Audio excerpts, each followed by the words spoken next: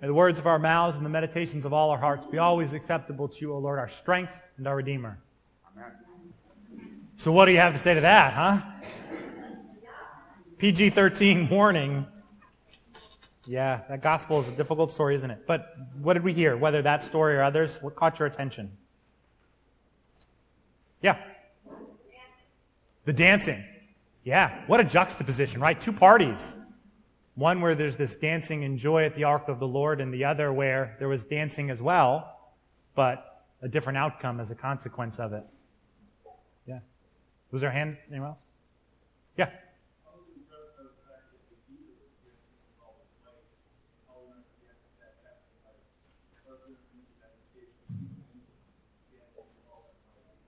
Yeah. What an image, right? I think Jim was drawing our attention to the fact that it was the leader dancing with all their might. Both the fact that it's the leader and then doing it in this particular way feels really powerful. And what would that look like if it were to happen today?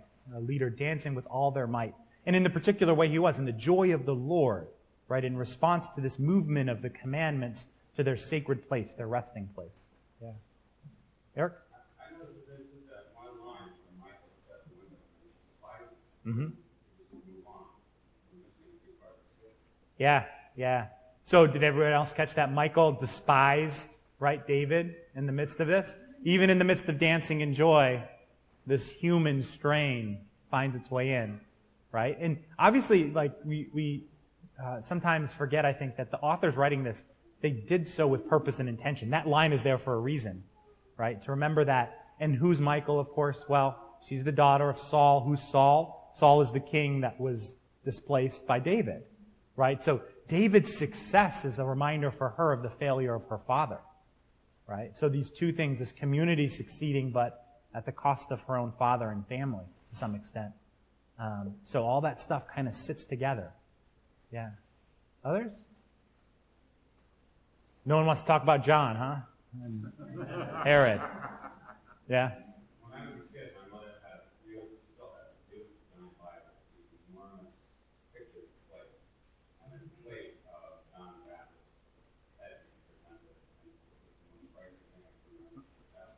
Yeah. Eric shared that he had a family Bible, and there's a plate, a picture in it, and as a child, he remembers it being particularly frightening. The portrayal of this moment, right? It is a frightening moment. It should be a frightening moment, right? And I think one of the questions we have to ask ourselves is, where is the good news in this? Right? Where is it? Would you tell me, Chris? Really? Right? And I think maybe the answer is there isn't good news in this particular story of Herod having his head cut off, right? But we know something else. We know that the story doesn't end here, right? The story goes on. And we know something else. Who wasn't in the story? Jesus, right? This is a story about what happens with the absence of Jesus. On either side of this, and in Mark, it's really important when you look at stuff to pay attention to what happens before and after. This is in the middle of different things happening. First, the disciples get sent out 2 by 2 to share the mission of God, the good news. And then afterwards, what happens is they come back and they feed the 5,000. Beth?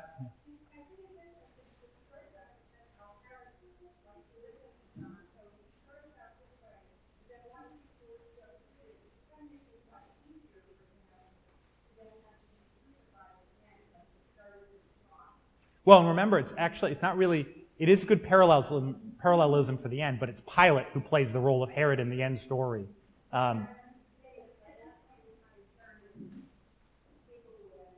Yeah.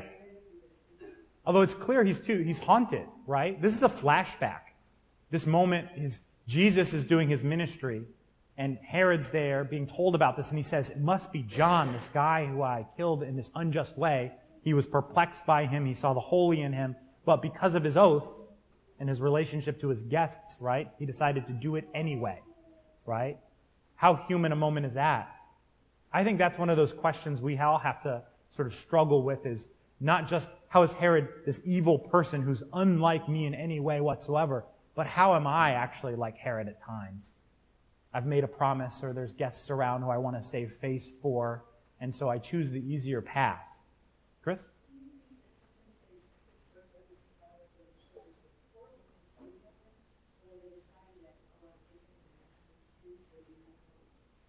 Well, I think that's one of the reasons there. I think the other reason it's there is because John was killed. Right? I mean, like in terms of the history of this, it's not just a story about those things happening. It actually happens. And it's a reminder of those truths. But the story not ending there. And the same is true for Jesus, right? Jesus dies in a very similar way. He rises, and the story doesn't end with his death. It ends with a community of people continuing to share the good news, continuing to feed and be fed, like that miracle of the 5,000. Somehow, even in the midst of those darkest moments, the light breaks in and shines through, and the story continues to be told and transform people, right? Even us. And I think that's what we're here to do, is to look for the good news in the places we can't expect to find it and recognize that good news comes when we see Jesus with us in the midst of it, not being willing to let that story end things for us, right? Yeah. Anyone else have something they want to add today? John?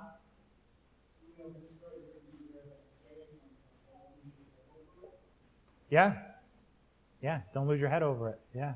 Although the Christian, implication of that is maybe we have to be willing to lose our head over it, right? Why was John there? John was there because he was willing to say hard things to people in power, and he was willing to bear the consequences of it, right? I mean, these are hard truths of being people of faith. If we really want to follow Jesus where he leads us to the cross. And the cross itself, though, leads to this abundant, rich life, which is more than anything we can dream of if we live like Herod, which is to put our own self first, to put our own image, our own place in the world first, as opposed to recognizing that sometimes, even if we make a promise, we know that we shouldn't do it because there's something wrong with it when the moment comes, right? Yeah.